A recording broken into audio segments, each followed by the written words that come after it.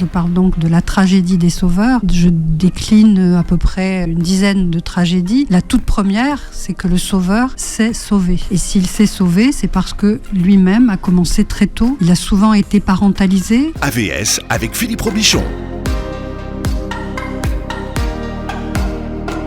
AVS, c'est pour à votre santé, mais ça pourrait très bien être pour à votre sauveur, parce que nous allons parler des sauveurs ce matin avec mon invitée Hélène Vecchiali. Bonjour et bienvenue. Bonjour Philippe. Vous êtes psychanalyste et vous pratiquez le coaching de dirigeants. C'est quoi le coaching de dirigeants ? C'est des coachings de directeurs généraux, de présidents directeurs généraux, de comités exécutifs, comités de direction.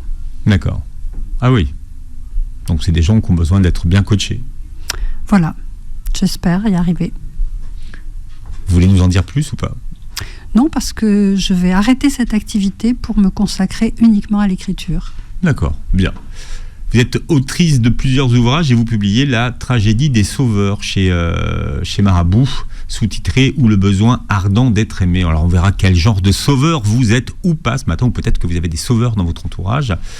Mais il y a un véritable écueil dans les métiers d'accompagnement, c'est de croire qu'on va se guérir en guérissant les autres. Et ça, c'est quelque chose que j'ai beaucoup constaté. Effectivement, mais en préambule, je voudrais dire que depuis que mon livre est sorti, je suis très étonnée des réactions de mon entourage, des réactions des premiers lecteurs et des médias.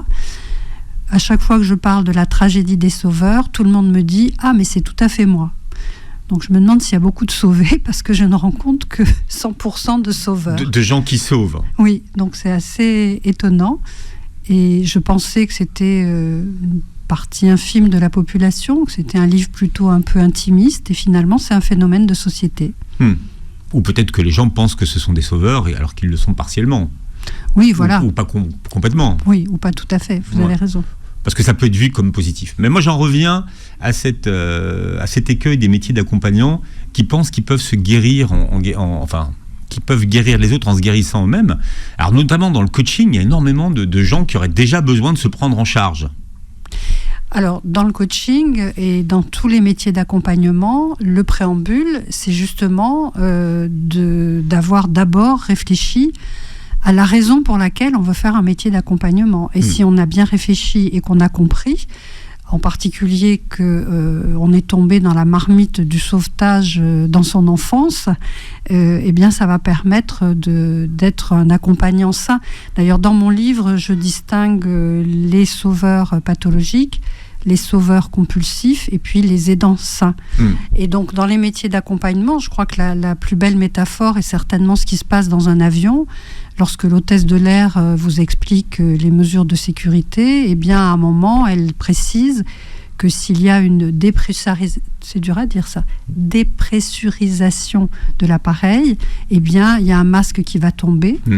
Et elle ajoute, si vous êtes accompagné d'un enfant, mettez d'abord le masque et ensuite mettez-le à l'enfant. Eh bien, je pense que dans tous les métiers d'accompagnement, c'est ce qui devrait être fait, c'est-à-dire se soigner soi-même et après pouvoir, de ce fait, mieux aider les autres. D'ailleurs, l'une des conditions pour devenir psy, c'est d'avoir soi-même suivi une analyse. Tout à fait. Ouais. Ça, c'est le préalable indispensable, parce que ça permet d'abord au psy d'être très humble ensuite, parce que s'il a suivi une analyse, ça veut dire qu'il n'allait pas forcément bien.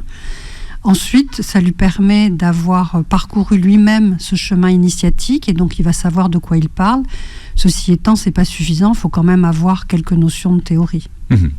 Un guérisseur, alors un thérapeute, c'est un guérisseur blessé, comme vous l'écrivez dans votre livre. Oui, exactement. Ouais. Ce que nous venons de dire là tous les deux sur le psy, c'est-à-dire quelqu'un qui a été blessé et de ce fait a suivi un travail thérapeutique, une psychanalyse en l'occurrence, et va pouvoir ensuite être guéri et accompagner les autres blessés. Oui, vous parlez d'enfants meurtris en fait, ça vient de l'enfance. Oui, voilà. Je pense que dans mon livre, je parle donc de la tragédie des sauveurs et je décline à peu près une dizaine de tragédies. La toute première, c'est que le sauveur s'est sauvé. Et s'il s'est sauvé, c'est parce que lui-même a commencé très tôt. Il a souvent été parentalisé. peu ou prou, soit des parents vraiment catastrophiques avec de la dépression, de la drogue, des deuils, etc., ou juste des parents un petit peu faibles, et l'enfant a tout de suite compris qu'il fallait qu'il les prenne en charge, et pour ça, il a dû nier ce qu'il était lui-même pour devenir un sauveur de ses parents. Ça peut être aussi un enfant sur lequel on n'a pas porté de regard. Oui, ça peut être souvent, un enfant, voilà, qu'on n'a pas considéré. Tout à fait. C'est un enfant qui a eu l'impression qu'il ne pouvait exister que, d'ailleurs je cite plusieurs sortes d'enfants, l'enfant soleil, l'enfant thérapeute, l'enfant paratonnerre, etc. C'est des enfants qui sont malins, mais qui, voyant par exemple, comme vous le dites, qui n'existent pas dans la vie des parents, eh bien il va faire en sorte, par exemple, il va faire beaucoup d'humour, beaucoup rire, et là tout d'un coup il va capter le regard, sauf que ça s'appelle un faux self, c'est-à-dire que c'est pas vraiment lui-même, il va jouer un rôle. Alors attendez, il faut s'arrêter sur cette notion de faux self, parce qu'elle elle est importante. Oui. On ne peut pas passer dessus rapidement. Tout à fait, c'est une notion importante, ça veut dire un faux soi.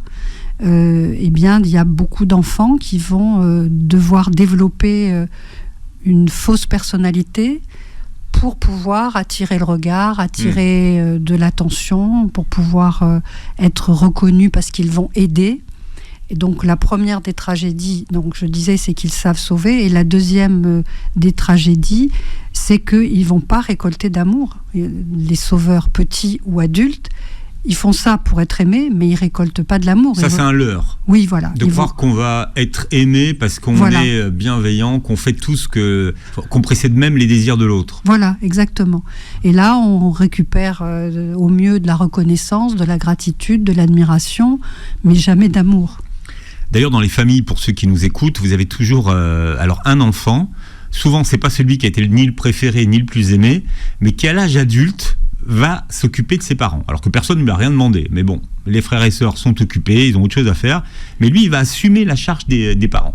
Et d'ailleurs, il va dire, mais c'est moi qui fais tout, si j'étais pas là, comment il ferait ? Exactement. Mais alors, ça n'a pas été le plus aimé, il doit rien à personne, et en plus, il y a une forme de... Alors, je sais pas, il le vit comme une ingratitude, quand même. Exactement, et vous le dites très justement, c'est pas le plus aimé, et il fait ça c'est rarement le plus aimé. Oui, il fait ça justement pour être... enfin le plus aimé, mais malheureusement, ça lui rapporte rien. Alors, quelle définition vous donnez à sauveur pour ceux qui nous écoutent ce matin ? C'est quoi un sauveur pour vous ? Alors, un sauveur qui n'est pas pathologique, mais qui est, dans mon livre, un sauveur, un inlassable sauveur, c'est-à-dire une personne lambda qui, au quotidien, va se charger de certaines missions pour aider l'autre. Eh bien, un sauveur, c'est quelqu'un qui va être dans l'abnégation, qui va se nier lui-même, s'oublier lui-même, pour offrir à ceux qui sont blessés ou victimes, pour leur offrir toute l'aide possible. Et ils vont y arriver, en tout cas au début, mais malheureusement à la fin, j'explique que ce duo va souvent se transformer en duel, parce qu'une fois que le sauvé va bien, il va vouloir s'échapper, et là va commencer une petite lutte pour que la codépendance puisse se poursuivre. Alors comment le sauveur va-t-il choisir la personne à sauver ? Il a des radars, il a une grille de lecture ? Oui, il a des radars, puisque petit, il a su repérer dans son environnement qui était blessé, qui avait besoin d'aide. Donc là, il va repérer quelqu'un qui est victime. Alors quelquefois, ça peut être victime des mêmes problématiques que ses parents. Ça peut être quelqu'un qui est déprimé, quelqu'un qui est en deuil, quelqu'un qui boit, quelqu'un qui se drogue. Et puis au bout d'un moment, ça va être n'importe quelle victime. Et à partir de là, il va y avoir une phase que j'ai appelée de harponnage. C'est-à-dire il va aller vers la victime et puis vraiment proposer une aide continue, absolue, dans un dévouement total. Que les choses soient claires, j'en parle avec beaucoup de tendresse de ces personnes-là, parce qu'il n'est pas question de les stigmatiser et de les accuser. C'est vraiment des gens qui sont dévoués avec beaucoup de générosité. Donc il y a cette phase de harponnage, et puis après il y a la lune de miel, c'est-à-dire que là, il va nourrir la victime de façon continue et magique. Ce qu'il faut comprendre, c'est qu'à la base, il n'y a pas de demande de la personne qui est sauvée. Des fois, oui. Il y a une demande ? Des fois, oui. Des fois, il y a une demande, mais qui est juste « Ah, je ne vais pas bien en ce moment. et l'autre va écouter. Et puis après, la victime ou la personne sauvée, n'a pas forcément une demande pour que ce soit 24 heures sur 24. Mais d'un autre côté, qui refuserait une super maman qui vous nourrit en continu de douceur, de tendresse, d'écoute, d'aide ? Donc au bout d'un moment, le sauvé est englouti et malheureusement aussi, au bout d'un moment, il est englouti par la dette parce que cette dette est colossale. Hein. Le sauvé, lui, la tragédie du sauvé, c'est d'abord qu'il va contracter une dette vis-à-vis du sauveur qui est irremboursable. Parce qu'entre sauver la vie et vouloir donner un cadeau pour réparer, c'est pas possible. Oui, il y a pas de... D'abord, ça se quantifie pas, oui. Mais on peut pas rembourser. Non. Mais pourquoi alors, si le sauveur a besoin d'un sauvé, il le sauve? Parce qu'il aurait pu tout intérêt à ce qu'il reste dans son état à sauver. Parce que il est généreux, il est altruiste et il sait qu'il va pouvoir l'aider parce qu'il l'a déjà fait de multiples fois. Il est tombé dans la marmite quand il était petit, donc il sait faire, quoi. Mais il sait qu'il y a un début et qu'il y a une fin. Il sait. Et justement, à un moment, il essaye de renverser les choses. Il essaye, je donne beaucoup d'exemples dans mon livre, hein. Je donne un exemple en particulier d'une femme qui a été sauvée et puis le sauveur l'invite chez elle, c'est d'une femme en l'occurrence, et au moment où Caroline, la sauvée, part, elle lui dit « Tu as pris une trop grande place dans ma vie ». Et elle rectifie, elle dit « Non, une très grande place ». C'est-à-dire que le trop est là, quoi. Et le sauvé se sent redevable, comme je le disais. Et le sauveur, s'il n'entame pas la procédure de sauvetage, il n'aura pas de lien. Donc, il est obligé de sauver. Alors, qu'est-ce qu'on appelle dans ce que vous nous décrivez, les sauveurs compulsifs? C'est ces sauveurs-là, c'est ces inlassables sauveurs, oui. Eux, c'est pas des saints, en fait.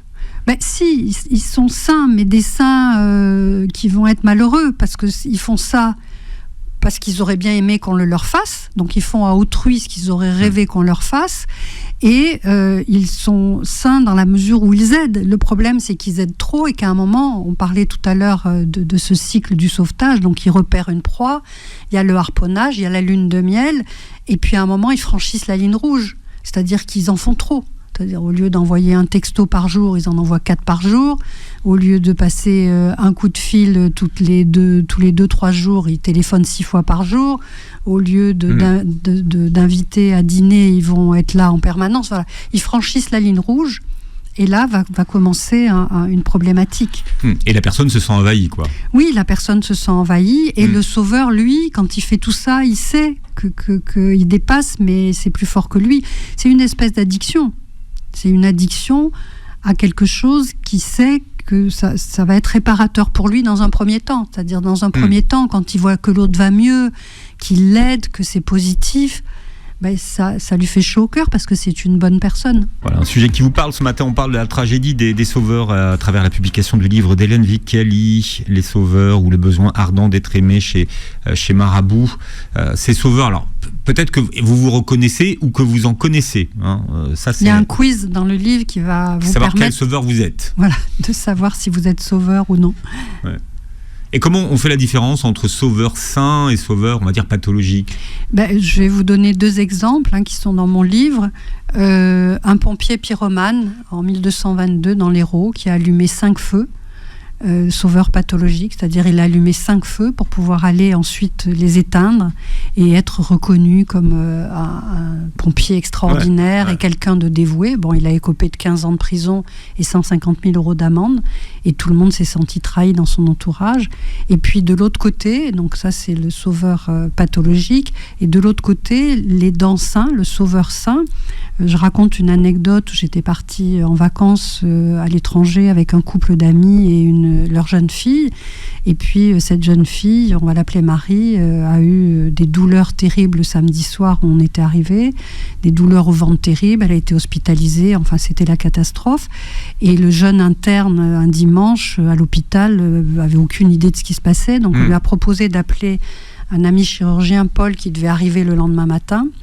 nous rejoindre. Là, le jeune interne a été un peu rassuré, et le lendemain matin, en débarquant de l'avion très tôt, le chirurgien est arrivé à l'hôpital avec sa valise, etc. Il a examiné Marie, il est sorti, il a dit c'est pas une crise de colique néphrétique ni d'appendicite, c'est une occlusion intestinale, il faut que je l'opère. Il faut que je l'opère très vite. Donc je lui dis, t'inquiète pas, je vais récupérer ta valise, toutes tes affaires, et puis tu peux y aller. Et il me dit non. Je me suis couchée à 00h30, j'ai pas pris mon petit déjeuner, j'ai pas dormi, je sais pas combien de temps ça va durer, donc je rentre à l'hôtel, j'ai 3 heures devant moi, je rentre à l'hôtel, je dors, je mange et je reviens. Et donc on est tous restés sidérés. Voilà ce que c'est un sauveur saint, un aidant saint. C'est-à-dire qu'il a priorisé les choses quand même. Voilà. Et puis il s'est dit, moi je dois être bien, c'est comme l'exemple de l'hôtesse de l'air tout à l'heure, je dois être bien, en forme, pour pouvoir aborder ça et aider le mieux possible. Et au milieu, donc, pour répondre à votre question, au milieu, on a ce sauveur dont je parle, c'est-à-dire vous et moi au quotidien, qui, de temps en temps, pouvons être pris dans une logique avec une mission de sortir quelqu'un du trou noir et se dévouer totalement. On appelle ça le syndrome du sauveur, voilà. Même si c'est pas reconnu en tant que non, parce que syndrome. C'est pas, justement, c'est pas une pathologie, sauf pour ceux qui sont des sauveurs pathologiques. C'est un trouble, c'est un phénomène de personnalité qui fait que certaines personnes vont vraiment essayer de s'oublier, d'oublier leurs propres angoisses, leurs propres difficultés, en s'occupant à 100% de la problématique des autres. Quelle différence vous faites avec l'altruisme, par exemple ? La personne qui est altruiste va vouloir aider les autres, mais d'abord si on le demande, et puis de façon ponctuelle. Ça ne va pas être une mission de vie, quoi. D'accord, il faut qu'il y ait une demande, et elle n'attend pas forcément quelque chose en retour. Voilà, tout à fait. Ouais. Le sauveur, qu'est-ce qu'il attend, lui, en retour, finalement ? De l'amour. Voilà, c'est le sous-titre, c'est le besoin ardent d'être aimé. C'est vraiment un besoin colossal, parce qu'il n'a pas eu son compte quand il était petit, et donc il s'est dévoué pour sa famille, pour ses parents, et il pense qu'il va être reconnu que de cette façon-là. Qu'est-ce que ça signifie étymologiquement, sauveur ? Salvare, ça veut dire c'est sauver, tout simplement, et souvent sauver de façon continue dans l'étymologie. C'est ça, sauveur. Alors, les psychologues américains ont répertorié 4 types de sauveurs dans le couple, parce que dans le couple, il y a souvent un sauveur. Oui. Quelqu'un qui veut sauver l'autre, ou en tout cas le changer. Oui, c'est d'une façon, quels que soient ces types de personnalités, moi je l'ai cité parce que ça a été découvert par des psychologues, mais dans un couple, c'est exactement comme dans la vie de tous les jours, c'est-à-dire que les gens vont se rencontrer, et quelquefois un homme va être attiré par une femme parce qu'il voit qu'elle est dépressive et qu'il va pouvoir la sauver. Une femme va être attirée par un homme parce qu'elle voit qu'il se drogue et que peut-être elle va réussir à l'aider à couper avec cette addiction. Et là, le couple va démarrer sur ces bases-là, et on comprend bien que c'est irréversible. C'est ça aussi qui est terrible. C'est-à-dire qu'à partir du moment où on commence une relation amicale, affective, dans un couple, à partir du moment où on la commence sur ce mode-là, où il y a un dominant et un dominé, un sauveur et un sauvé, c'est irréversible. C'est-à-dire qu'on ne peut plus revenir en arrière. Je donne un exemple, une métaphore, en me disant qu'un ambulancier qui roule avec son patient à l'arrière, si tout d'un coup il en a marre, qu'il s'arrête et qu'il demande au patient de venir devant et lui derrière, il n'y a aucune chance que ça fonctionne. Donc c'est pareil, je donne aussi l'exemple d'un couple où tout d'un coup la femme en a marre et de sauver, et elle dit bon là je suis pas bien aujourd'hui, là j'ai besoin que tu m'écoutes, et l'autre lui dit non mais moi aussi je suis pas bien, et il va dans la chambre. Donc c'est fini, quoi. Une fois qu'on a démarré une relation sur ce mode-là, c'est irréversible, et c'est une autre des tragédies que je cite dans mon livre. Alors pourquoi vous utilisez d'ailleurs le mot tragédie ? Tragédie, Tragédie parce que ça se termine mal. Toujours. Oui. On va du duo au duel. Donc ça veut dire qu'au bout d'un moment, le sauvé va s'émanciper. et le sauveur va trouver que il perd une mission, et à partir de là, ça va être conflictuel. Le sauveur peut vouloir mordre la main qui l'a nourri, le sauvé peut vouloir mordre la main qui l'a nourri, et le sauveur peut essayer de retenir le sauvé en lui disant non, mais ne reprends pas le travail tout de suite, ou ne te remets pas avec ton mari, ou va essayer de trouver des subterfuges pour garder un petit peu de sa mission. Puisque cette mission, c'est ça qui le personnifie, c'est son identité. Alors tous les enfants qui n'ont pas, enfin en tout cas qui ne se sont pas sentis aimés, ne deviennent pas des sauveurs. Non. C'est surtout les enfants qui se sont pas sentis aimés, ou qui ont perçu que les parents n'étaient pas en état de les prendre en charge, et qui se sont dévoués, c'est-à-dire qui ont commencé ce rôle très tôt. Mais il y a des enfants qui vont être dépressifs, ou qui vont être indifférents, ou qui vont se renfermer. Bien sûr, tous les sauveurs ont forcément eu ceux qui sont compulsifs, je ne parle pas de ceux qui le sont de façon ponctuelle. Tous les sauveurs qui sont investis de cette mission à vie sont des enfants qui ont été parentifiés. En revanche, tous les enfants qui ont été délaissés ne deviennent pas sauveurs. Vous dites qu'ils ont grandi avec ce qu'on appelle une personnalité as if. Oui. Comme si. Comme si. Qu'est-ce que c'est? C'est un peu comme le faux self, la personnalité comme si, c'est-à-dire ils vont faire comme si ils étaient ce que leurs parents leur proposent d'être, c'est-à-dire des sauveurs, des aides, des outils, des béquilles, des doudous. Voilà, ils vont se transformer en ce qui leur semble le plus approprié pour que leurs parents, enfin, les considèrent ou s'occupent d'eux, ou leur montrent un petit peu d'attention et de reconnaissance. Alors les HPI, alors on parle beaucoup des HPI aujourd'hui, les hauts potentiels intellectuels, ont un goût prononcé pour le sauvetage. Oui. Pourquoi Parce que petits, ils se sont sentis souvent parentifiés, parce qu'au bout d'un moment, ils ont repéré qu'ils étaient plus intelligents, plus rapides que leurs parents, donc ça les a un peu parentifiés. Et puis aussi parce qu'ils ont cette vivacité d'esprit qui fait que tout problème a une solution, et qu'ils voient tout de suite les solutions. Donc ils vont se précipiter pour fournir les solutions et pour aider les autres, parce qu'ils ont souvent beaucoup de générosité et d'attention et d'intuition. Ils repèrent très vite la personne qui est en difficulté, ils repèrent très vite les problèmes de cette personne, et ils ont tout de suite les solutions, donc ils vont se précipiter dans cette mission-là. Alors d'aucuns parleraient d'hypersensibilité peut-être. Oui, ils sont souvent, sont souvent hypersensibles, et les sauveurs sont souvent aussi hypersensibles, parce que pour pouvoir aider quand on est un enfant, ça veut dire qu'il faut avoir en permanence tous les sens en éveil pour repérer quels sont les endroits où il va pouvoir porter son soutien. Dans ce que vous décriviez tout à l'heure, il y a des caractères qui pourraient ressembler, alors là je mets des guillemets, aux pervers narcissiques, dans la façon qu'ils ont d'approcher les sauvés. Oui, j'ai un petit passage dans mon livre où justement je fais cette comparaison. Ça démarre un peu de la même façon, c'est-à-dire repérer une victime, la harponner, la lune de miel, sauf que les pervers narcissiques vont franchir une ligne rouge pour massacrer psychologiquement la victime. En revanche, les sauveurs, eux, vont franchir la ligne rouge en aidant trop, en étant bienveillants. C'est absolument pas douloureux puis leur projet est totalement opposé. Le pervers narcissique veut tuer l'autre psychiquement, tandis que le sauveur veut vraiment sauver l'autre, à condition qu'il garde un tout petit peu la main mise pour pas perdre totalement sa mission. Et on le disait tout à l'heure, et peut-être se sauver en sauvant l'autre. Oui, parce que ça lui fait du bien. Quand je parle de lune de miel, ça fait du bien au sauvé, mais le sauveur aussi, il est hyper heureux parce qu'il voit qu'il fait du bien. Ça le nourrit, lui, de je suis une bonne personne quand même, et puis je fais du bien. Donc il y a vraiment un cercle vertueux de lune de miel qui se termine en cercle vicieux, parce que le sauvé veut quand même se sauver et s'échapper, et le sauveur veut garder quelqu'un un petit peu à accompagner pour que son identité continue à être reconnue. Oui, pour donner un sens à sa vie. À sa vie, ouais. Alors chez les femmes, il y a ce que vous appelez le syndrome de l'infirmière. Oui. Oui. C'est vrai que nous, alors c'est en train de changer un peu, j'aimerais que ce le soit plus. Nous, dès qu'on est petite, on est sommé d'être là et de pouvoir apporter son aide.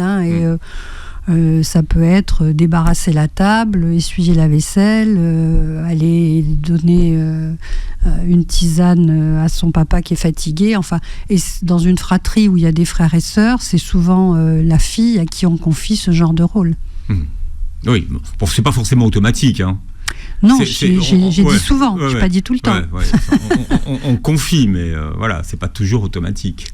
Non, mais c'est en train de changer. C'est vrai qu'il y a on a quand même l'impression que ça change un petit peu. Et il y a aussi le complexe de Cendrillon. C'est quoi ce complexe de Cendrillon ? C'est ça, c'est la jeune fille qui est dans la cheminée couverte de cendres, Cendrillon, et qui est là pour se dévouer pour tout le monde, quoi. Voilà, on parle des sauveurs ce matin, tous sauveurs, on ne sait pas. Mais effectivement, Hélène Vecchiali, mon invitée, disait tout à l'heure qu'elle rencontre plus de sauveurs qu'elle ne le pensait. Vous publiez La tragédie des sauveurs ou le besoin ardent d'être aimé aux éditions Marabout. Plus de gens qui disent qu'ils sont des sauveurs, quand même. Oui. 100% des gens que j'ai rencontrés disent la tragédie des sauveurs, c'est tout à fait moi. Je pense que, parce que de façon ponctuelle, tout le monde, heureusement, a suffisamment d'humanité pour aider quelqu'un. Et beaucoup se plaignent de l'ingratitude qu'il y a eu en retour. Bon, donc ça, c'est le gros souci des sauveurs qui, dans mon livre, sont des sauveurs qui sont compulsifs, qui sont récurrents, où là, eux, bien sûr, s'en plaignent encore plus parce qu'il n'y a pas de gratitude, mais il y a encore moins d'amour au rendez-vous. Même certains parents qui nous écoutent ou des mères qui nous écoutent vont dire que même les enfants sont ingrats. Oui, mais ça c'est normal. Qu'il y a beaucoup d'ingratitude. Oui. Mais en fait, peut-être que le propre de l'altruisme, c'est de ne rien attendre en retour, finalement. Oui, l'altruisme, oui, mais pas sauver. Sauver de façon excessive, prendre quelqu'un en charge de façon excessive. Mais oui, c'est pas fait avec abnégation, mais c'est inconscient. Le sauveur et le sauvé, c'est un duo quand même. Oui. Il fonctionne. Oui, il ne peut pas y avoir de sauveur compulsif sans victime compulsive. C'est sûr qu'on a besoin des deux. Mais celui qui a le plus besoin de l'autre n'est pas celui qu'on croit. C'est-à-dire que la victime, elle, au bout d'un moment, elle finit par aller mieux, se prendre en charge et partir. Tandis que le sauveur, lui, il a ce vide en lui qui fait qu'il faut qu'il trouve une autre personne à aider, à secourir pour pouvoir être nourri. Comment est-ce que le sauveur réagit quand il sent que la personne qui l'aide est en train de partir ? Parce qu'il y a des signes quand même. Oui. Bien, il va essayer de la retenir un peu et puis quand même, au bout d'un moment, il va la laisser et rester dans un état de tristesse, voire de dépression, jusqu'à retrouver un autre sens à sa vie avec une autre personne qu'il va pouvoir aider. Mais dans mon livre, j'ai tout un chapitre sur la guérison, c'est-à-dire comment passer de sauveur compulsif à aidant sain. C'est-à-dire comment faire cette mutation, passer de ce faux self, de cette fausse identité à cette vraie identité. Comment passer de « je sauve donc je suis » à « je suis ». Déjà, il faut identifier qu'on est un sauveur compulsif. Il faut en prendre conscience. Et puis, il faut en avoir envie. Je donne l'exemple d'une femme, Jeanne, la mère d'un ami, qui a 85 ans maintenant et qui, depuis l'âge de 20 ans, sauve. Elle a sauvé son père, sa mère. Ils avaient un tout petit appartement avec un fils unique. Et dans ce tout petit appartement, elle a quand même reçu son père, sa mère, sa tante au fil du temps. Il y en avait une qui avait Alzheimer. Enfin voilà, c'était pas simple. Puis après, ils ont eu une maison. Alors là, elle a reçu. Puis au bout d'un moment, son mari est mort, sa tante aussi. Elle s'est retrouvée toute seule. Et ce fils, Hervé, l'appelle en lui disant écoute, moi je suis à Paris, toi t'es dans le sud, mais là, je t'offre des vacances, enfin. Et elle lui dit non, je peux pas, j'ai mes chats. Il dit mais quel chat ? Et là, elle raconte que, comme elle était toute seule, elle a mis une gamelle... Elle avait une stratégie pour attirer les chats, pour appâter les chats. Elle a mis une gamelle au portail, il y a un chat qui est venu, puis deux, puis elle a rentré les gamelles au fur et à mesure. Et puis petit à petit, elle s'est retrouvée avec 5 chats. Et là, elle a dit, mais moi maintenant, il n'y a que moi qui sais si bien nourrir mes chats. Donc tous les sauveurs n'ont pas envie d'être sauvés. Donc là, il faut que quelqu'un ait le goût de vouloir se sauver lui-même, repère que ça suffit d'être triste après ces moments de sauvetage où il n'y a pas l'amour au rendez-vous, et comment je fais pour me sortir de là. Et ça, c'est une succession de prises de conscience. D'accord, alors comment on fait justement pour se sortir de là ? Il faut déjà se rendre compte qu'on est malheureux, qu'on est dans une répétition, que ce sont des cycles qui reviennent régulièrement et qu'on n'obtient pas ce qu'on veut. Donc la première des choses à faire, c'est quelle est la raison pour laquelle je suis dans cette logique-là ? Quelle est la raison qui m'amène à ça ? Donc ça veut dire remonter à son enfance, repérer qu'on a commencé très tôt, qu'on n'a pas forcément eu l'amour qu'on attendait ou qu'on était en droit d'attendre, que ça a laissé un grand vide et qu'on est en train de le combler et qu'on fait aux autres ce qu'on voudrait qu'on nous fasse. Donc c'est déjà quelque chose de douloureux et de triste. Et puis là, être accompagné, hein. Moi je parle de psychanalyse parce que c'est ce que je connais le mieux, donc d'être accompagné, et puis de régler aussi au moment où on commence à désinvestir son rôle de sauveur, on est confronté à un conflit de loyauté terrible. Parce que je sais sauver, donc pourquoi je vais arrêter de sauver puisque j'y arrive. Donc c'est passer de imposer son sauvetage à proposer son sauvetage. Déjà, de passer de l'un à l'autre, ça change beaucoup de choses. S'il y a une demande, c'est pas la même chose. Ouais. Voilà, s'il y a une demande, et puis vérifier qu'à chaque fois qu'on intervient, c'est à la juste mesure, c'est à la demande, c'est poser des questions, c'est dire qu'est-ce que tu veux que je fasse ? Est-ce que ça c'est une bonne solution ? Est-ce que ça... Voilà, il y a tout un travail à faire pour de déconstruction de sa fausse personnalité pour se trouver soi. C'est un peu comme des pelures d'oignon, on enlève jusqu'à ce qu'on arrive au cœur de ce qu'on est vraiment. Et là, à partir de là, on va vivre des premières victoires. Et puis, on va être ravis. Je raconte une anecdote de quelqu'un qui a un dîner, une sauveuse en l'occurrence. C'est une anecdote qui m'est arrivée il y a une quinzaine d'années, parce que j'ai quand même été sauveuse, donc j'en parle bien. Vous savez de quoi vous parlez. Ouais. Voilà.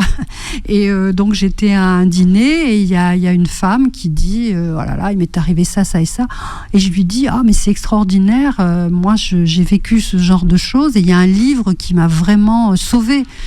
Donc si tu veux, je te donnerai les références. » Et la personne me dit oui, puis elle tourne la tête. Et là, moi j'étais en plein chemin de guérison et je me dis, là tu as un exercice à faire. Donc entre moi et moi, il y a eu un challenge. Donc au moment lève le pied. Oui, mais au moment où le repas est terminé, je vais la voir et je lui dis, est-ce que tu auras envie que je te donne les références du livre ? Mais c'était un challenge parce que je n'allais pas les lui donner, mais je voulais vérifier. Et elle me dit oui. Et je lui dis, tu sais, je peux te les donner. Elle me dit oui, et elle s'en va. Et là, je suis ravie parce que quelques années auparavant, je pense que je lui aurais dit, voilà le titre du livre, puis même je te l'envoie, puis je te l'offre, et puis je te l'apporte, et puis on en parle. Et là, j'ai respecté. Je lui ai proposé 2 fois pour être sûre qu'elle avait bien entendu, et moi pour tester ma résistance à aller sauver. Et elle n'en a pas voulu. C'est là où on voit que quelquefois, quand on est sauveur compulsif, on va sauver les gens de force, quoi. Ouais. Oui, puis des fois on propose des choses à des gens qui n'ont rien à foutre.